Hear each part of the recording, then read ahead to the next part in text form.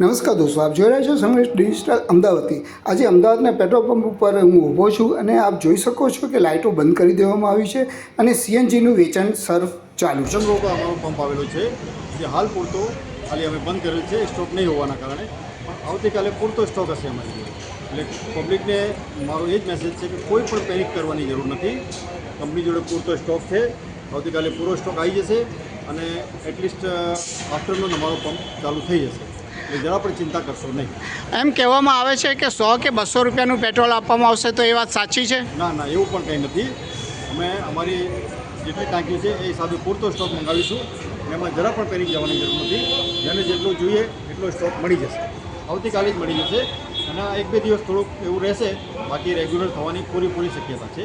એટલે જરા પણ પેનિક થવાની જરૂર નથી, લાઈન લગાડવાની પણ જરૂર નથી અને રેગ્યુલર પૂરતો સ્ટોક મળશે એવું ગવર્મેન્ટને અમારું અમને આદેશ આપેલો છે। અત્યારે સીએનજીમાં લાઈન છે, તો એનું કારણ શું હોઈ શકે?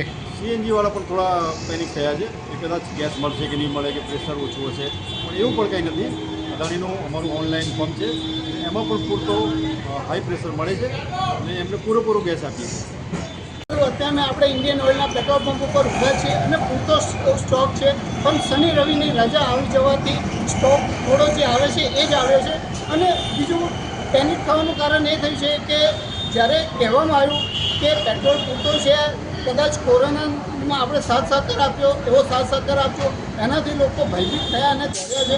પણ જે લોકો 50-100નું ભરાવતા હતા એ લોકો બી અત્યારે ટાંકી ફૂલ કરાવે છે, એના લીધે બી થોડો સ્ટોક ઓછો થયો છે। એટલે આમ કોઈ તકલીફ છે નહીં અને પૂરતો સ્ટોક કાલ સવારથી મળી રહેશે। કેમેરામેન અંકિત પ્રજાપતિ સાથે અમદાવાદથી અલ્પેશ શાહ।